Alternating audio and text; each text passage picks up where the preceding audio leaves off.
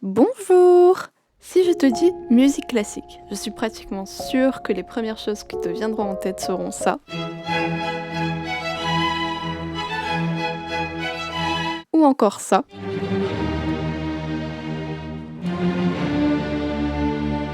Mais il faut que tu saches que parfois c'est aussi ça. C'est cette remise en question qui est très intéressante lors de ce siècle, même si c'est vrai, avouons-le, à la première écoute, c'est assez bizarre. Enfin!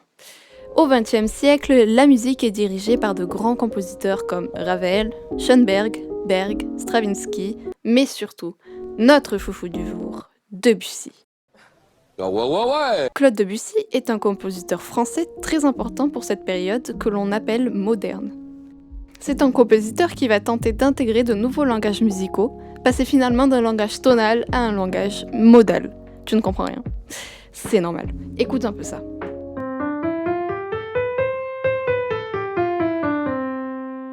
Et maintenant ça.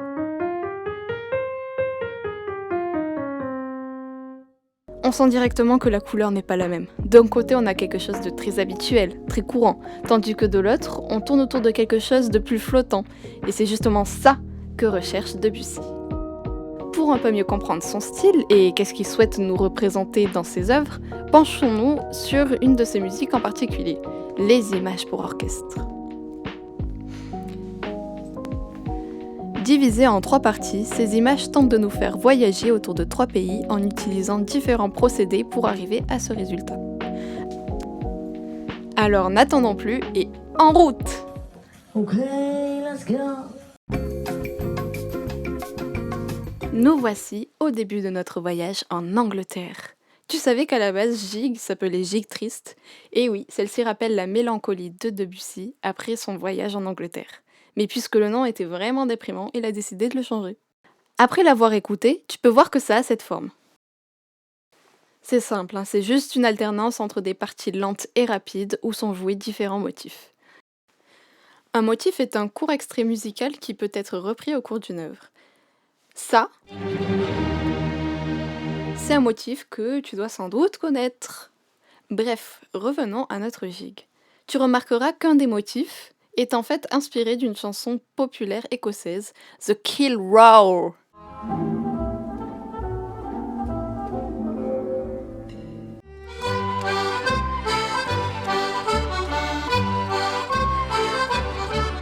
Il est repris pendant tout le morceau en étant varié. Par exemple, il peut être joué plus rapidement ou même être joué en même temps que d'autres motifs.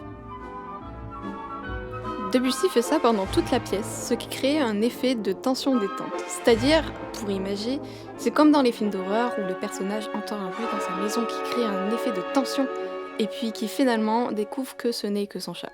Ça, ce serait la détente. Dans ce morceau, tu peux entendre la tension grâce à des accélérations de la musique ou bien quand un motif est joué par des instruments et que petit à petit d'autres instruments s'ajoutent pour tous jouer en même temps. Puis la détente, c'est quand les instruments se retirent peu à peu et qu'on ralentit presque jusqu'au silence. La tension détente, la reprise de thèmes déjà existants, voilà des caractéristiques de Debussy que tu retrouveras dans les autres mouvements des images pour orchestre. Poursuivons le voyage!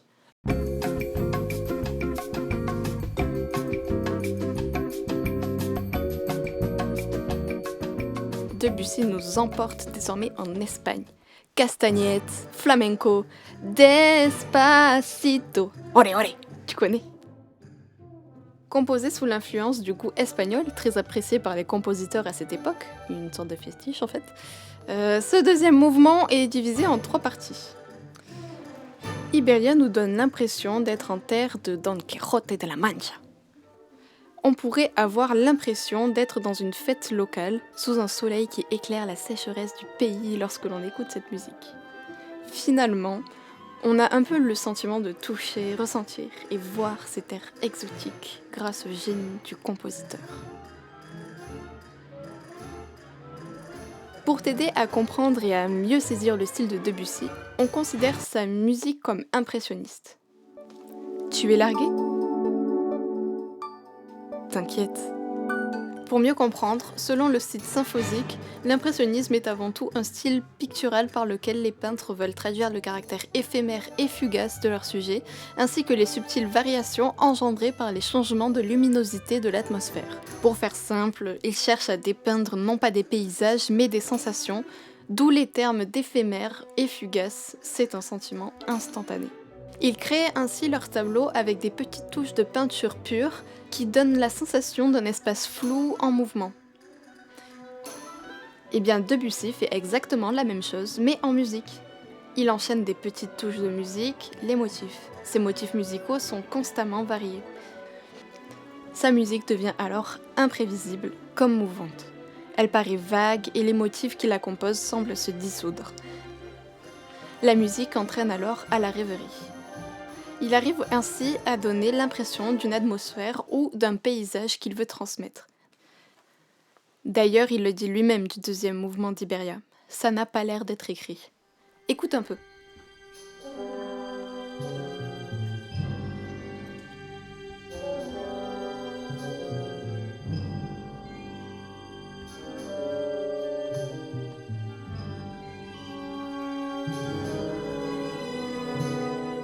Tu as peut-être pu remarquer que les instruments jouent tous des motifs nuancés qui s'entremêlent.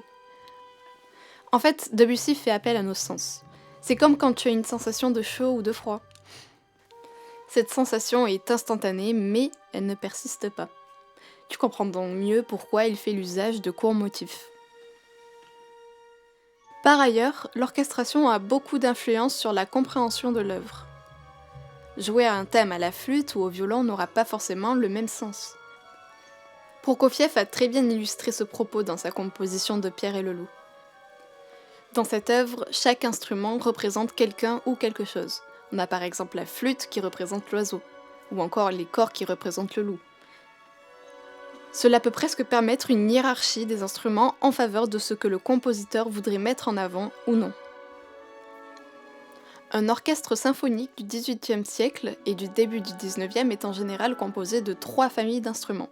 Les cordes, avec les violons, les altos, les violoncelles, les contrebasses, les vents, avec les bois, les cuivres, les clarinettes, hautbois, flûtes, corps, etc. Et les percussions, avec les cymbales, les timbales ou encore le triangle, etc. Les trucs pointus. etc. Pour créer cette atmosphère espagnole, Debussy ajoute des instruments peu communs pour un orchestre symphonique qui donnent un effet hispanique à la pièce, comme par exemple des castagnettes, des cloches ou encore le tambour de basque. Alors oui, tous ces instruments ne font pas forcément référence à un caractère espagnol, mais renforcent les idées qu'ils peuvent être festives dans un cadre hispanique. Les cloches utilisées, par exemple, dans la 3e partie d'Iberia le matin d'un jour de fête, peuvent faire penser au clocher d'une église qui ferait sonner l'heure de la fête. Les castagnettes pourraient nous amener à faire un rapprochement avec le flamenco, une danse typiquement espagnole. Tout cela nous ramène à l'Espagne, mais pas que. Nous allons maintenant parler des modes andalous. Il faut savoir que le discours musical de Debussy est plutôt varié. L'utilisation de différents modes et gammes l'a bien aidé. Sa parfaite maîtrise des différents langages musicaux lui furent bien utiles. Cependant, cette pièce est très marquée par la présence d'un truc appelé le mode. Qu'est-ce que c'est que ça Tu vois la musique normale ? Genre celle qui te fait penser à une ligne continue, des tensions, une résolution, bref, ce qu'on appelle un contexte harmonique. Bah t'oublies tout ça, et tu deviens neutre. La seule chose que tu dois ressentir, c'est un flottement. Les modes colorent l'ambiance musicale plutôt que de raconter quoi que ce soit. Debussy en a beaucoup utilisé dans sa musique et nous notons que certains passages en sont très très riches. Le mode le plus utilisé, car oui, il y en a plusieurs, est le mode andalou. Et on l'entend directement dans le nom, c'est un mode qui est censé un petit peu rappeler l'Espagne. Celui-ci est quasi omniprésent en certains passages. Quand on l'entend, cette couleur espagnole nous revient à l'esprit et nous confirme que tout ce mouvement a lieu en Espagne.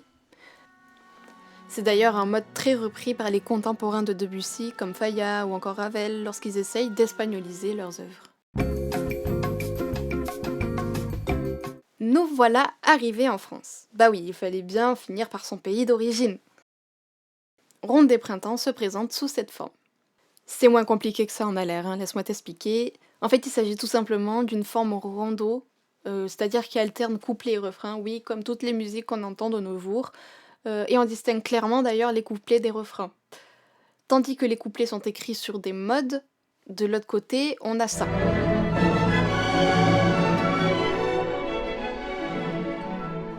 Ce qui les différencie tant, c'est le fait que ce soit écrit sur une gamme pentatonique majeure, une gamme qui rappelle beaucoup les chansons d'origine chinoise. Mais aussi le fait que l'orchestre joue assez fort et surtout tous ensemble. Mais ce n'est pas vraiment ça qui nous fait plonger en plein dans la France. Non, c'est l'utilisation d'airs populaires comme Dodo l'enfant d'eau ou encore Nous n'irons plus au bois. Non, tu as bien entendu, hein, il utilise littéralement des comptines d'enfants pour composer. Et d'ailleurs, c'est pas la première fois. Hein. La moitié de ce mouvement est d'ailleurs dirigée par ce développement de Nous n'irons plus au bois. Écoute cet extrait. Nous n'irons plus au bois, les lauriers sont coupés là. Ce qui est assez fou, c'est qu'il utilise à peu près... Non, je sais pas compter. C'est vraiment beaucoup. Après, tu te doutes bien que tout le long, il le modifie un peu, hein, sinon c'est redondant. Par conséquent, nous avons quelques modifications harmoniques, parfois rythmiques.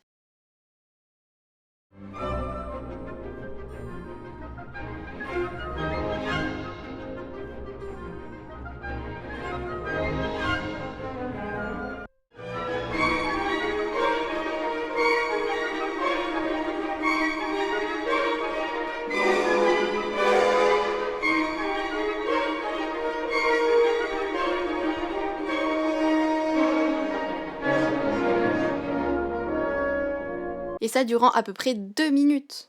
Sur 5 minutes, c'est énorme. Ça, on l'entend principalement durant la deuxième partie, mais on l'entend aussi lors de la dernière partie, logique quand on sait qu'il s'agit d'une sorte de conclusion qui résume un petit peu tout ce qu'on vient d'entendre. Finalement, Debussy apporte de nouvelles sonorités. Enfin, entendre des castagnettes, des cloches, des tambours militaires, ce n'est vraiment pas habituel, hein, si tu n'avais pas compris. Et il ne joue pas seulement sur l'instrumentation. Tu te souviens, on a parlé des langages musicaux, avec la gamme pentatonique ou encore les modes. On comprend aussi qu'il s'inspire beaucoup de la musique déjà existante, avec Dodo l'enfant d'eau, Nous n'irons plus au bois, Kill Row, je suis désolée pour cet accent anglais abominable. Cependant, il ne va pas faire un vulgaire plagiat, non, il y ajoute quand même sa patte avec les sonorités dont on vient de parler. En fait, le XXe siècle, c'est ça. Un siècle d'expérience pour toute la musique occidentale, c'est-à-dire pas seulement Debussy. Je te les ai déjà rapidement évoqués au début, mais on a aussi Schoenberg, Stravinsky, Ravel ou encore Berg. Ce sont tous des compositeurs que tu pourras retrouver durant l'année à Toulouse, à la Halle au Grain. Eux, ils joueront sur d'autres procédés tout aussi intéressants que ceux que je viens de te raconter, mais je n'en dis pas plus et je te laisse le plaisir de découvrir par toi-même leur musique. Merci pour ton écoute et j'espère que cette vidéo t'aura aidé à comprendre un peu mieux cette œuvre. Sur ce, bonne écoute et qui sait, bon concert, mais surtout, bonne continuation.